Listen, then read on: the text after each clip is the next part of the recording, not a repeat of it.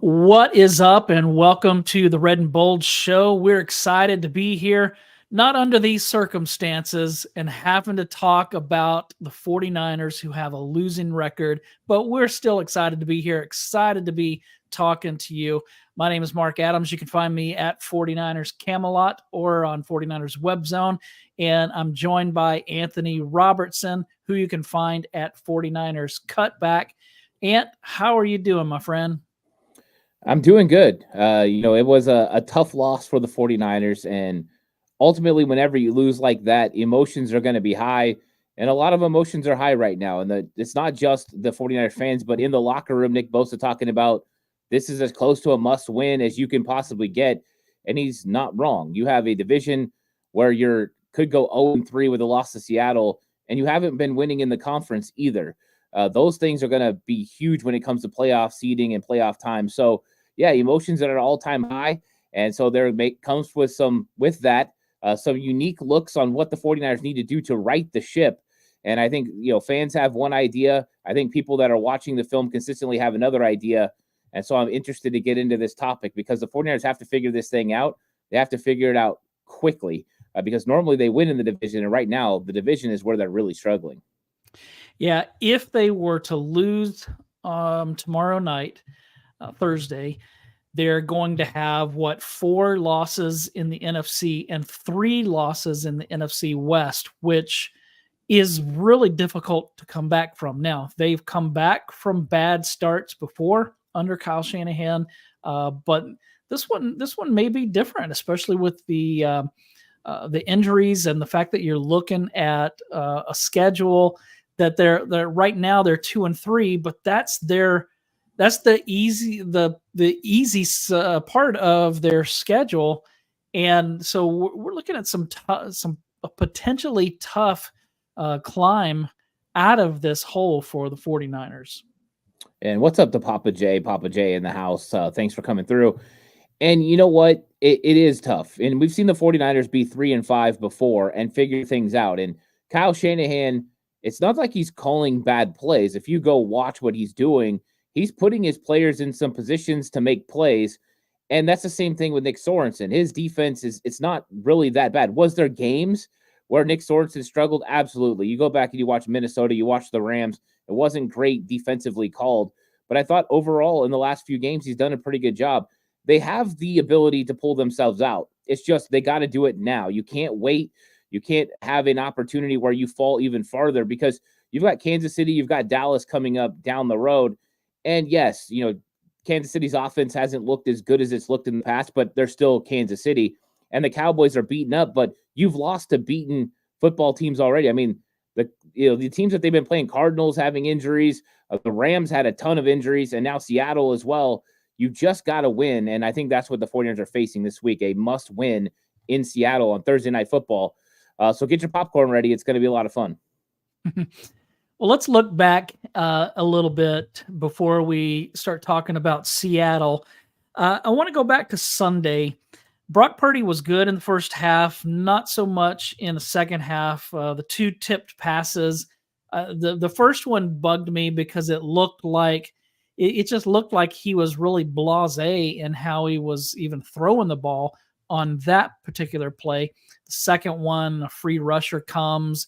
I don't know if Mason was supposed to take the inside or the outside.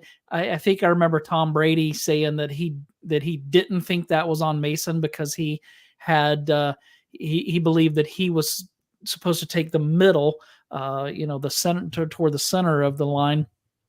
So I don't know who that was on, but for me with Brock Purdy, it was the worst play was that horrible sack that he took on the drive where they were moving the ball really well. This was in the second half, the possession that ended in a turnover on downs when they're moving the ball on the ground. Then I think Jawan Jennings is called for a false start that moves them back 5 yards. Then I think maybe I don't remember what happened on second down, but on third down, no, take that back. On second down, Kyle decided to throw the ball, which you're not surprised. It's now first. Well, now I'm confused. First down and 15. I don't remember what they did there, but the second down and 15, they decided to throw. Brock ran all over the place. I'm yelling, throw it away. He didn't throw it away, which he usually is so smart. But on that play, he wasn't. And he took this huge sack. And now you have 3rd and like 23 and then 4th and 23. To me, that was one of the biggest plays of the game. What was going on with him in the second half? Because he just didn't look the same. This is a guy who has, since he started playing in 2022 as a rookie, has gotten rid of the ball very fast, reads the defense, gets rid of the ball quickly, and now he's just running all over the place like he thinks he's Lamar Jackson or something. What's going on with Brock Purdy? Well, I don't think this is one of Brock Purdy's best football games. I think it actually started, if you look at the first drive, he had Brandon Ayuk and Deebo Samuel in one-on-one situations on the outside. You've got the Cardinals coming out, and they're putting the onus on Brock Purdy to beat him, and he just missed those passes to the sideline. I didn't think it was like all bad for Brock, but there were definitely moments where he didn't look comfortable, and he thought he made some untimely mistakes. And I think that you brought it up perfectly when it comes to what happened in that situation where they lose all that yardage with the sack. That's a situation where you don't have Jake Moody. You have to be really close to get a field goal. You can't afford to have negative plays, and they have negative plays on back-to-back snaps. You have the Juwan Jennings offsides like you brought up. That makes it, 2nd and 15, and then you get the 3rd and 23 because he gets sacked. He couldn't hold on to that football. I have no problems with him holding on the football as long as he has time. I like his creativeness. I like his improvisation. It works a lot of times for the 49ers. Mm-hmm. But I think in that one, I've kind of equated it to the Kenny Rogers method. You got to know when to hold it, know when to fold it. And that was a situation he should have folded on and thrown that football out of bounds. And it made a pivotal situation a lot worse for the 49ers. You don't have 3rd and 23 plays in your playbook. You have 3rd and 15. Yeah. You can get that. And so I thought that was a uncharacteristic mistake by Brock Purdy. I thought that there were other opportunities in this game. You brought up the sack. The second interception. You're right. That is on Jordan Mason. Didn't do anything wrong. Jordan Mason's supposed to get the inside man. It actually starts with Jake Brendel. Jake Brendel did not call a slide protection to the right, which he should have. They had a linebacker that was ready to blitz there. Maybe he didn't see it. I don't know. But it's not all on Jake Brendel either. It's also on Brock Purdy. You've got to also pick up your offensive line. If they don't see it and you see a blitz, you've got to get rid of the football. You got to speed up your internal clock and get the ball to George Kittle, who was open and could have continued that drive. So it's twofold. Jake Brendel's mistake is compounded by Brock Purdy not getting rid of the football. And then you've got a game ending on that scenario. So it was uncharacteristic mistakes by Brock Purdy in this game. He didn't look crisp. He didn't look comfortable, which is interesting. Because they really did get some looks that should have been very favorable for them. The Cardinals came in and wanted to stop the run game. That was their whole intent. They were loading up with heavy boxes. Even when the 49ers went to their 11 personnel, they still were willing to put a third safety on the field and get some matchups for wide receivers that should have been 49er wins. And so I thought that's why the 49ers went to the pass early. But going back and watching the first half of the film, I did a breakdown. It's over on Patreon. The Brock Purdy missed 3 touchdown passes in this game. He had one that he could have gotten to Kyle Juszczyk for a touchdown, didn't pull the trigger. Now, it got complicated because Ayuk didn't do as good a job rubbing that defender, but still, Juszczyk is open. He missed George Kittle in the back of the end zone for what would have been a touchdown, and Brandon Ayuk on what could have been a touchdown, all a part of his progression, all where he should have went, and all he looks at without delivering the football. I don't know exactly why Brock didn't feel comfortable ripping the ball, but it definitely hurt him in this game. Yeah, there was the play near the end zone where he threw the ball kind of behind Kittle that led him more out of bounds, where if he would have hit him like he normally does, then Kittle probably scored. There was a play on the drive that ended in downs in which Purdy kind of ran around a little bit, ran over to the right side, picked up, I don't remember, 3 yards, 5 yards, something like that. He had Isaac Guerendo open, wide open over the middle. Guerendo in space, I think that could have been a nice little gain, but it is what it is. And so I think that Purdy, he took a lot of the blame. I think that he's going to be better. I see that Roberto Davis in the chat wrote maybe the lack of separation from the receivers is probably why Purdy has been hesitating. I think that that's a really good thought and that's something that I was going to ask you about when you're watching the All 22.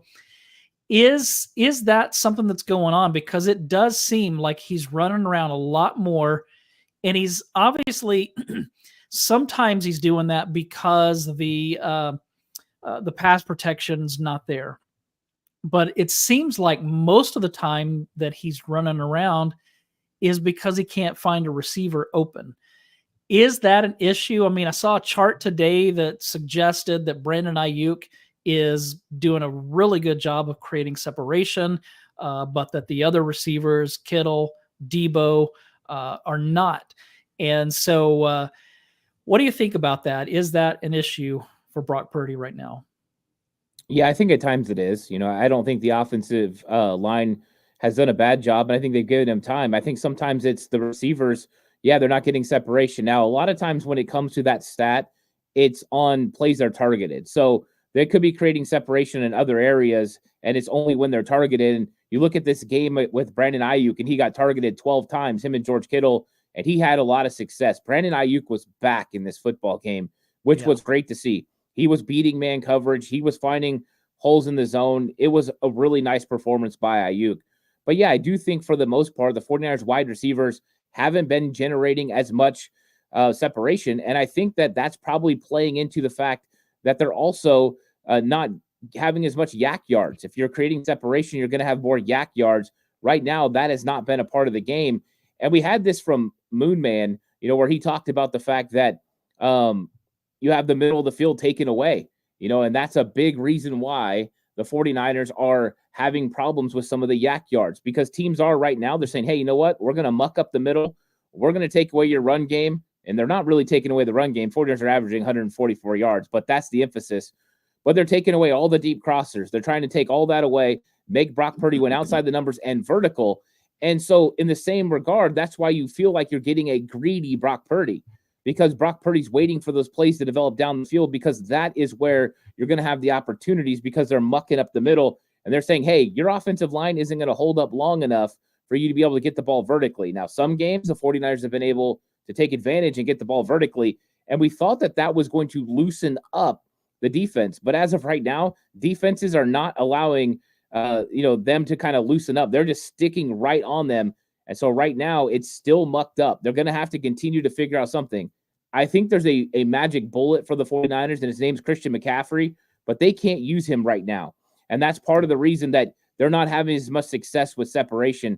And I think it'll get better, but it's going to take time, and they've got to figure out a game plan to take care of this mucked up defensive style that teams are running against them. Bigger reason for losing to Arizona. Now, I know that it's all of these combined, but if you had to pick one that was the biggest play or the biggest thing that cost them the game, was it the Purdy sack, the Mason fumble, the Jake Moody injury, or the defense forgetting how to tackle? I think it's actually ineffectiveness in the red zone. I think you go 1 of 5 in the red zone, and you have opportunities from the 10-yard in. If you score touchdowns on those, or even 2 more touchdowns, you win this game outright.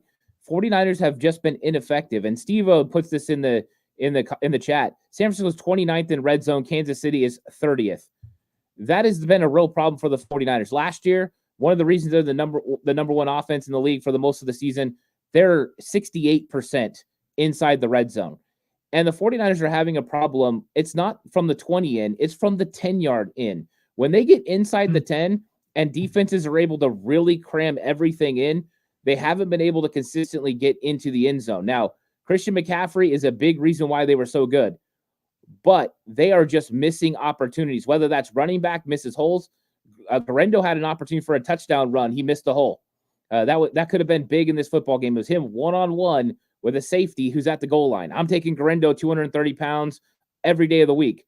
But he missed his whole bounce outside, got a 3-yard gain. Still a nice gain, but that's the difference. McCaffrey would have hit that hole and got to the end zone. And I think that's one thing they're missing right now with their running game is Mason and Guerrero are not as good at finding those holes and sticking with it and letting it develop. But also, they're taking guys away. They doubled Debo in this game around the red zone. They doubled Kittle. They doubled Ayuk. They're taking one guy away and then finding a matchup they like with somebody else. And right now, Brock hasn't been able to get that ball out when he needs to the right guy. And the red zone offense has been really, really bad. And the 49ers need to get a lot better. If they start scoring in the red zone and they get that together, they're going to win games by a lot. They could have easily scored 40 if they could capitalize on those opportunities. And right now they're not. Yeah, the 49ers had the ball 4 times in the second half against Arizona. Interception, turnover on downs, fumble, interception. You don't win very many games when things go like that. How's the offensive line been looking to you? I think they've been looking pretty good. I think they still have their moments. You know that Jake Brendel's going to make mistakes. He had a really bad holding call in this game. I mean, it's a tough block. It's a reach block, but he's a starting NFL center. You expect him to make it.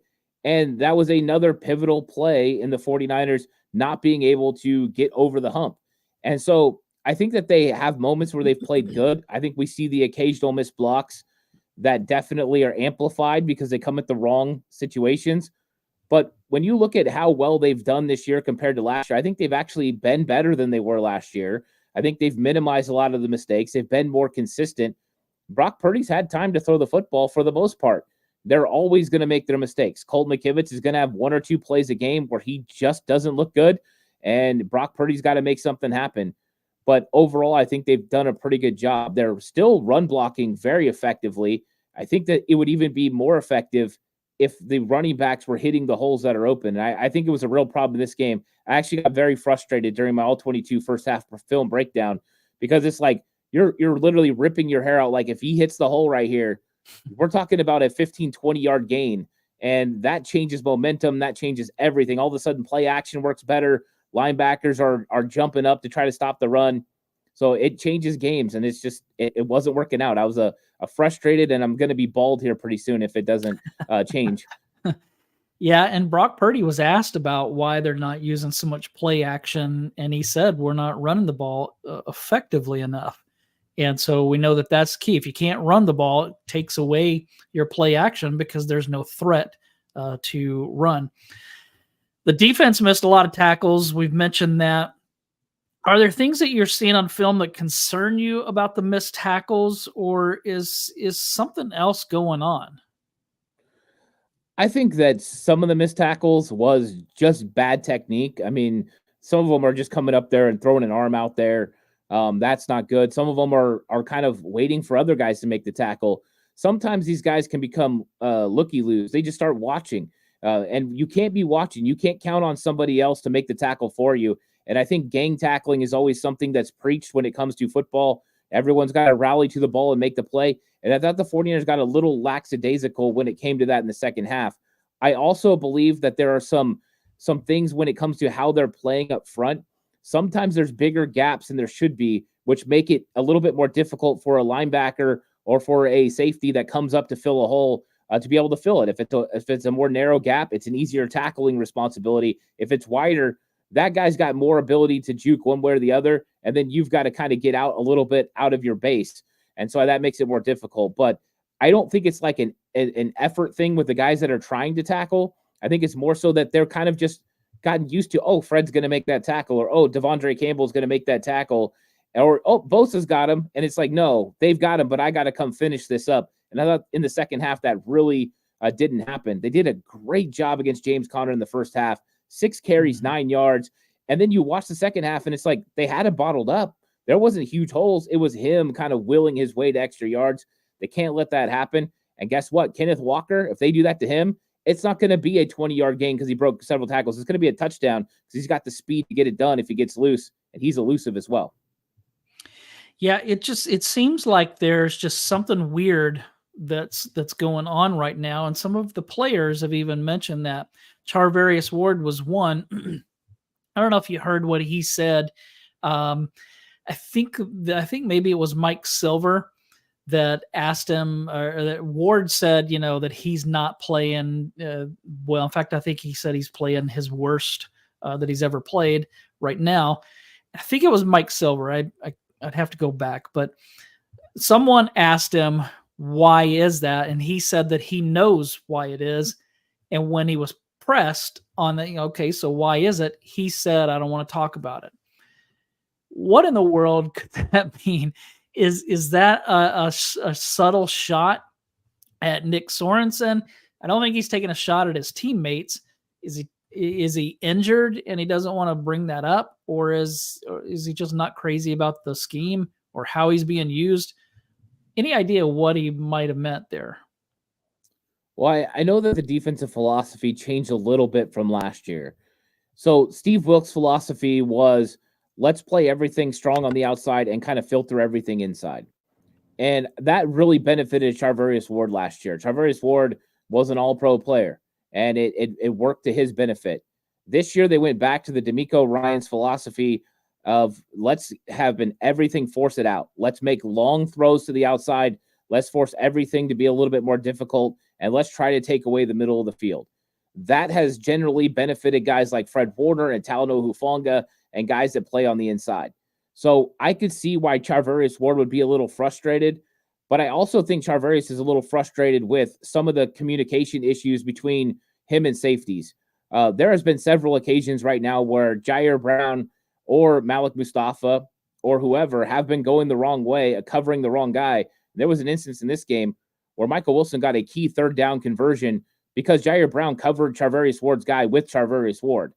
And those types of things just can't happen in the NFL, and it can't happen on this football team in a critical situation like that. You got to be able to get off the field. So I'm sure there's a lot of frustration with Mooney. I think there has been some situations where he hasn't played the best, but I think for the most part, he's just a little frustrated with the situation, how the team's playing, and maybe some of the communication issues he's having with the safeties. Yeah, and that is something to really consider, is that the safeties right now, that position is a problem. I mean, Hufanga's been out, then he came back in. He wasn't great when he came back, but then he's already back out, injured again. Mustafa's a rookie, and he was kind of a project anyway. And then you have Jair Brown, who still hasn't played a ton of games, and it seems like he's making some mental mistakes out there. Those guys have potential to break games open for the 49ers. So they have the potential to do some really great things, but they also are making a lot of mistakes. So hopefully that's an area that they can get a little bit better, because that's right now, I think the safety position is kind of a problem. It is. And I think, it hasn't been a problem for a couple of years. Coming into the last couple of years, we had Tashawn Gibson, we had Talanoa Hufanga. Everyone was very confident with those guys. And I think we are missing that stable hand in the back end with Tashawn Gibson. I think they thought Jair Brown was ready to roll. And when you look at Jair, he's more athletic. He's more instinctive. He flies around and he makes hits. But you're missing that veteran leadership in the back that just knows where they're supposed to be, when they're supposed to be there, and can kind of orchestrate and get everyone back where they're supposed to be. Hufanga's never had the chance to really get back and reacclimated to this defense. He just keeps getting hurt, unfortunately. And so I think they are missing Tashawn Gibson. And now you've got a young Jair Brown who's the leader of that, safety room with Malik Mustafa, and you just got too many mistakes right now. I think this is a time when they wish they had a Tashawn Gibson that they're ready to roll with, and they don't. And so I think right now safety has been a little bit of a problem for the 49ers. It's not lack of talent. It's just right now lack of experience. And at some point they'll figure this out, hopefully during this season. If not, safety is a problem for the 49ers secondary. Richard Sherman said that he's at an 11 out of 10 on the panic meter for the 49ers. Where are you on the panic meter? I kind of usually stay confident. I've been one of those guys like in 2021, they weren't off the cliff yet, and I kind of was hanging around there. I think if I saw them getting outplayed consistently without mental mistakes, like they were just getting outplayed because they didn't have enough talent, that my meter would be a lot higher. But they definitely got to figure this thing out. So I'm going to put it at like a 7 right now. I think that this is a big game. If they win this football game, mine will probably go down to like a 5 because they'll be right in the mix. But I put it at a 7 because I do think there's a heightened awareness that you need to win this football game and you need to beat Seattle and get off the snide when it comes to division wins. But I think I've just seen, when I'm looking at the game film, I've seen too many times where they have plays that should go for big plays because they've executed everything but maybe one guy. And so that consistency is what they need. And if they get that consistency, they're going to make big plays. So probably out of 7, not Richard Sherman 11, probably like a 7, but I understand Sherman's frustrated and probably, a little bit disappointed in his guys because I know he thinks that they should be one of the top teams, and so do I. They should realistically only have 1 loss right now if they played good football, but they haven't played consistent good football, and that's why, they're under 500. Yeah, I still think it's too early to start to panic or to start saying, I guess I'll start watching college football players to see who the 49ers might draft in the top 5 or whatever. I think that's too early. We have to remember that even though they blew the Rams game, they blew the Cardinals game, in both games, they were way out in front. And so if they would just fix a few things, quit playing so sloppy, then I think that they'll be fine. But they definitely have to turn that around, and they've got to get healthy. I mean, if this trend continues, then that's going to be a problem going forward. A lot of people are wanting Nick Sorensen to be fired, especially in light of Robert Saleh being fired by the New York Jets. Kyle is not going to fire his defensive coordinator in the midst of the season. I don't believe that he would do that. Even if he did, he's not going to bring in Robert Saleh because Saleh's being paid by the Jets still. He's probably wants to go on vacation or hang out with his family. I don't know. But do you think that we'll see a change if the defense continues the way it is? And who knows, they may turn things around and be the best defense in the league by the end of the season. But if they don't, if they continue this way, do you think we might see a change at the end of the season? And if so, do you think it's more likely to be Brandon Staley? Is it more likely to be Robert Saleh, Jeff Ulbrich? Know that they're really high on him. Do you think that it would be one of these guys, or do you think that they'll probably stick with Sorensen? I think they're probably going to stick with Sorensen, and there's a couple reasons why. I think first off, Brian Baldinger said it perfectly. Right now, the 49ers are having a personnel issue, not a coordinator issue. Brian Baldinger, he's one of the best when it comes to film work, and I think he's done a good job. You also look at the 49ers, they're top 5 in DVOA defensively. They have been playing efficient and effective football, but they've been put in some tough situations. Whenever you have short fields because of turnovers and those lead to touchdowns, that's not exactly the defense giving it up. That's the offense serving it up on a platter. So I think we have to remember that there's been cases like this. We've had times where they've walked off the field and then all of a sudden there's a fake punt and they get a first down.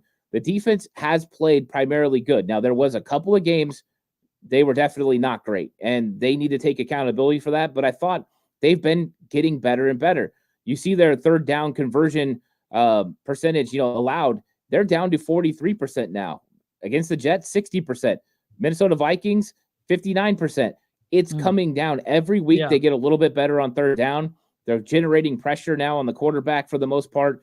The run game got going this week with James Conner. I think a lot of that was missed tackles, not so much when it came to the coordinator.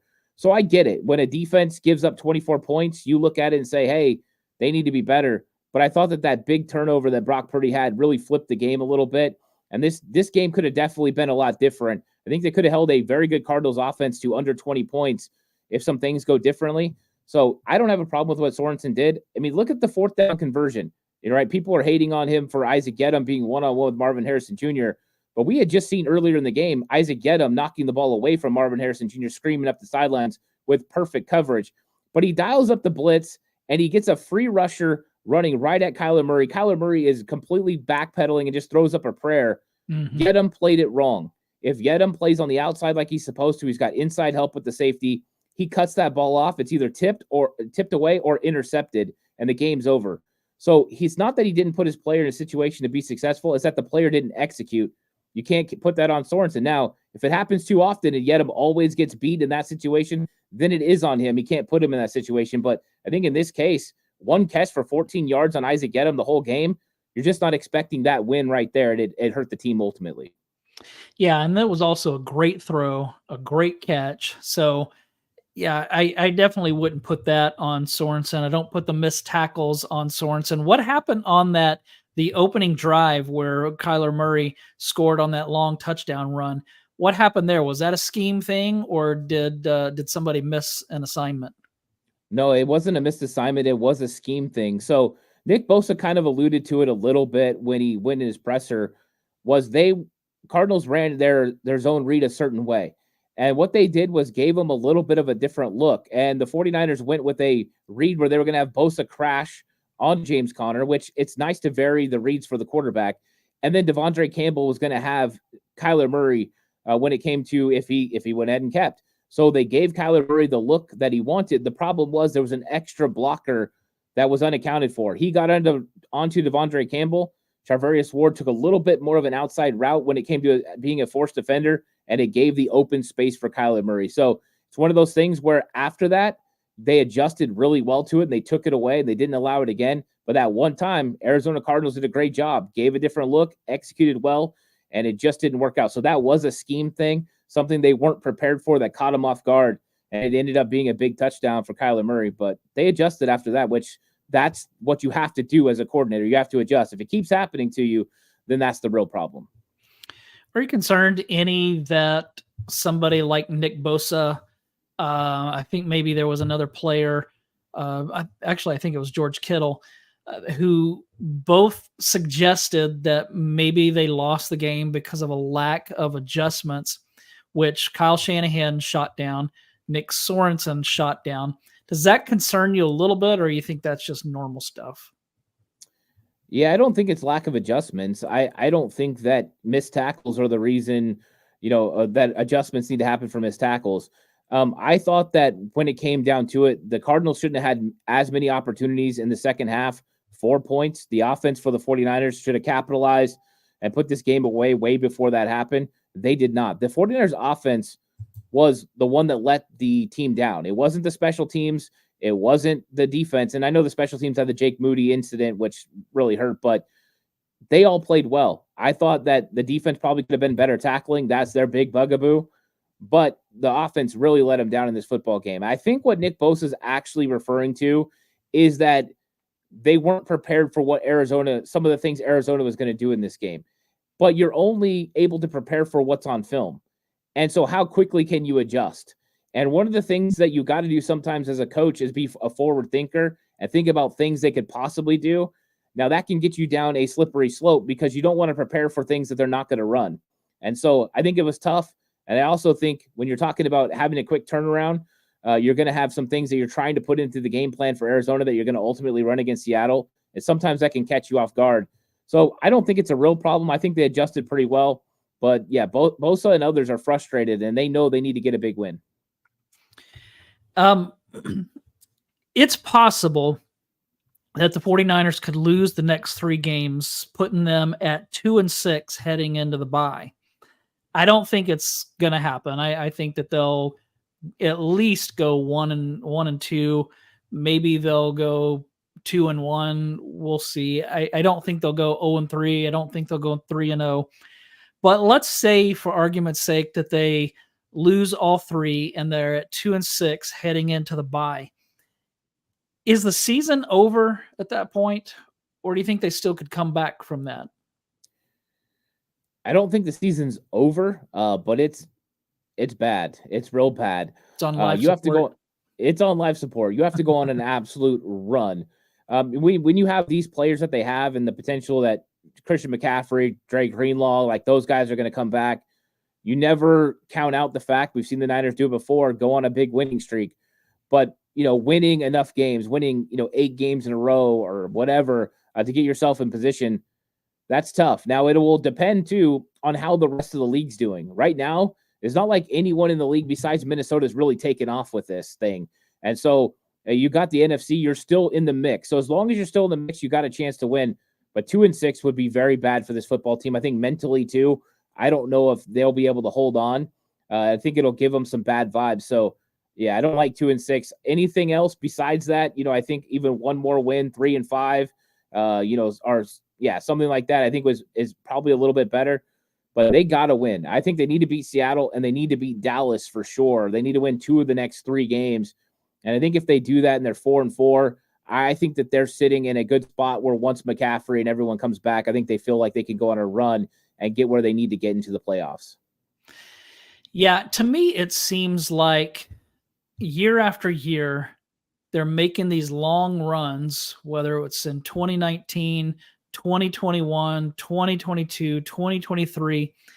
That has to catch up to you at some point. I mean, I think we've discussed this before, that when you play an extra 3 games a year, after 3 seasons, that's half of a season more that you've played. And especially when those seasons end in a loss, because it doesn't seem to affect the Chiefs. It wasn't affecting the Patriots when they were winning Super Bowls. It didn't affect the 49ers back in the 80s and when they were losing Super Bowls. And so I realize that this is a different time now than what the 49ers played in back in the 80s. But do you ever think that maybe some of these long seasons, especially these long postseason runs, might be starting to catch up to them, especially now that they're getting older as a team? It always can. I mean, the more you play, the longer your seasons are. That means the shorter that your off seasons are. So yeah, I think that there's a lot of things that can play into it. I think injuries also play a big determining factor on what happens with you during the season, and you get key injuries at certain positions, and all of a sudden you're in a world of hurt. So I do think that can play into what happens with a team moving forward.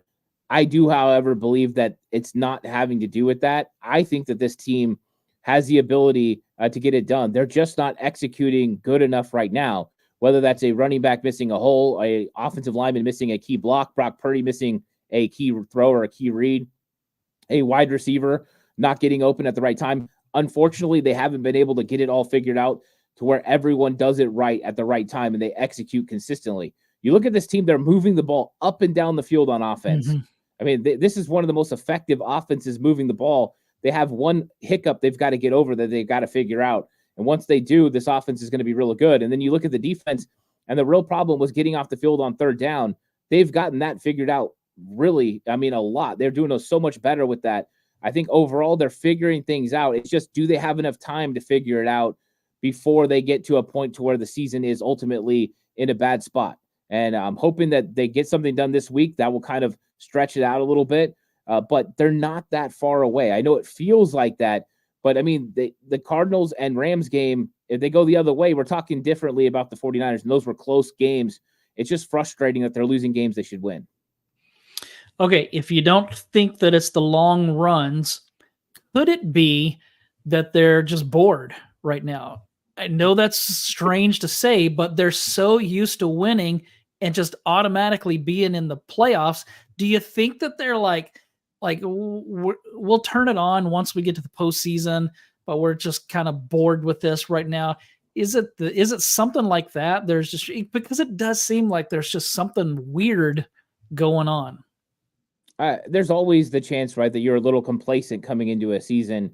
I mean, you played for the biggest prize in the sport, and now you've got to go through an entire season where your only goal is to get back into that final part of the playoffs. And so, yeah, I mean, sometimes you can come into a season and you're just not clicking. You're not firing on all cylinders like you really need to. And I think sometimes, yeah, you can just come into it and think, oh, we're just going to kind of breeze through this thing. And George Kittle's been smart about saying, hey, this is the NFL, right? It's tough to win football games every single week. So sometimes you can snap back into it. And I think that's what's going to happen. I think that these guys are going to eventually snap back into it, and it needs to happen now. But yeah, I mean, it's perfectly possible. It could also be that, maybe with some of the injuries or some of the changes to personnel, you're just not all the way gelled yet. The question is, when will it be gelled? You look at the 1994 49ers, they struggled early on in that season, and they got absolutely hammered by the Philadelphia Eagles. And then all of a sudden they started to gel, and all the new pieces figured out the system on offense and defense. And all of a sudden they started rolling. And once they did, they were unstoppable. So you're hoping that you're going to get gelled to where you get to that point. It's like, all right, here we go. We got all hands on deck and we're ready to roll. But right now they just feel like there's something missing. I do a show with one of my friends over on Patreon called The Ant Hill Show, and he said it just feels chunky. It's not smooth right now, and I think that's what it is. It's just chunky right now for the 49ers, and they need to smooth it out. If it was peanut butter, it'd be crunchy, not creamy. There you go. Yeah. There you go. So I wanted to this question here from Mr. Corey. Why isn't Kansas City bored? They're 5-0. I'd buy the board excuse if they were Super Bowl champions. And I think that could be part of it. That the Chiefs have now won a few Super Bowls, and so they know what it takes. And they know that you can't put yourself in a situation where you're having to climb out of a hole. So I don't know what that is. I want to get to a couple of these starred comments over here before we move on to Seattle. Roberto says Pearsall appears to be a good separator. Hopefully he will be able to help. Yeah, that is the hope for sure. But again, we've already mentioned rookies and young players that are making mistakes. I wouldn't expect Ricky Pearsall to come in and be Jerry Rice right out of the gate. And then Rick Diaz said, "Do you think is the right time for McCaffrey to play next month, or in a month or 2 months away? In that pretty risky." So I think that he's asking, do you want to get McCaffrey back sooner rather than later, or is that a little too risky to, is there a fear of rushing him back? And I definitely have a fear of rushing him back. An Achilles injury is nothing to mess with. And so that sure makes me concerned, but I'll let you respond to both of those questions. Yeah, I think with Ricky Pearsall, it's going to be important when he comes back. He's going to add an extra element to this offense that they don't have right now. Right now, I mean, guys like Ronnie Bell are getting significant snaps, and I don't think anyone from an opposing team is worried about Ronnie Bell. I think Ricky Pearsall is going to have to prove consistently that he can go out there and win. But from what I saw at training camp, this is a guy that runs clean routes, is able to create separation, has good hands, fearless over the middle of the field, and has a wide range to be able to make the plays. You just have to take him under consideration if you're a defense. And all of a sudden now you can't just go cover Ronnie Bell with a safety. You can't cover Ricky Pearsall with a safety, right? Like, you just can't do that. He'll work you. So I think it gives the 49ers an extra element, an added rotation, so you don't fall off as far. Oh, Debo needs a break. Here comes Ricky Pearsall. Oh, Ayuk needs a break. Here comes Ricky Pearsall. And now when you're going 11 personnel and one of those guys off the field, it's not Bell, it's not Conley, but it's a more dynamic player. And I think that adds huge elements. Plus, with his ability to go track the football, I like his help in the red zone as well. And I don't know how much we'll get of Pearsall this season, but I think there's some opportunities for him to make plays on this football team, and I think they need to do that for sure. And when it comes to Christian McCaffrey, I don't know when it's right to come back. I mean, the thing is, we don't know the medical. We don't know how it feels. With tendonitis, if it feels good, you can play. If it doesn't, you can't. And so it's going to come down to how Christian McCaffrey feels. And that's a tough situation because we know that Achilles tendonitis can often lead to Achilles rupture. And you don't want that. That's a long period of time to be out. But also, Christian McCaffrey's the type of guy that he's going to keep watching the record. And if the 49ers are struggling at some point, he's going to get himself on the field. He's not going down without a fight. So it's going to be interesting to see where it comes back. I've heard anywhere from next week against Kansas City to all the way in November. But I think the only ones who know are the medical staff and Christian McCaffrey. And I'm just hoping that he comes back at the right time, that he can stay healthy and help this football team into January as long as they can get there. I mean, we don't know that for sure right now, but I'm not panicked yet. And to your point, last season, Dre Greenlaw was dealing with Achilles tendonitis, and then he had the rupture. So that's certainly something that needs to be considered. Dre Day, I almost called him Dr. Dre. Dre Day in the chats. I think he wants to fire Kyle Shanahan. I don't think that's going to happen, Dre. I don't think that's going to happen anytime soon. Last thing. How can the 49ers right the ship now that they're going to Seattle? How do you see this coming about? Are there things that concern you about Seattle? Are there things that the 49ers should be able to do against them? Because last week, you know this because I texted you. I was kind of wobbling on, man, do I pick the 49ers? I know they should destroy the Cardinals, but there was just something that was telling me, man, I don't like how the vibe is right now. And I kind of have that same feeling going into Seattle, but at the same time, I just don't know if I can pick against the 49ers right now. But how do you see this game going, and what are the 49ers going to do to right that ship? Well, I think the 49ers know they've got a defense for Seattle that's kind of leaking oil a little bit. They have a lot of injuries along the defensive front. They've got injuries now in the secondary. Tariq Woolen is not going to play in this football game. So you have some opportunities, but you can't look at that. You've got to play every single one of those guys like they're all pro players. I think what the 49ers need to do is get back to basics, what they do well. They need to run the outside zone. They need to run some of those toss plays. They need to get Brock Purdy moving in the pocket with some key play action plays. I think that will really go back to doing what 49ers do well. And so I think that would work against Seattle in this game. I think offensively, it's going to have to be a grind it out, go up there, win the football game, and start just kind of grinding them out and wearing that crowd down as well as that, that team. I think if they could do that, get the time possession on their side, run the football consistently, I think they're going to have a real good shot as far as offensively. But it comes down to this. Can you score in the red zone if you're the 49ers? You're under 50% now. When you get there, you have to punch it in. If you try to go toe-to-toe with Seattle and you're not going to score touchdowns in the red zone, they're going to beat you because Geno Smith has been very good this year. Over 72% completing the football through the air. He's been great. You've got DK Metcalf, Tyler Lockett, Jackson Smith and Jigba, all that talent. But the one that I'm really the most concerned about is Kenneth Walker. The 49ers are giving up 110 yards per game on the ground right now, and they're going to be without Jordan Elliott in the interior part of this defensive line. They're going to have to step up and make some plays against Kenneth Walker, and they can't rest on the laurels and expect somebody else to make the tackle. You've got to make the tackle this week. Kenneth Walker is slippery. He's physical. He's got good vision, and he makes things happen from busted plays. You've got to hone on him and stop him. So I think the 49ers know what they need to do defensively, stop Kenneth Walker, play DK Metcalf with Charvarius Ward or De'Amari Lenore, whoever they feel the most comfortable with, and I think they'll be okay, but you just can't have those mistakes. And 100% get after Geno Smith this week. Bring pressure. Force him to beat you with his legs. Go out there and get after him, and I think they'll have an opportunity to win. Just seeing this this from Mr. Corey here saying that Mooney Ward isn't playing.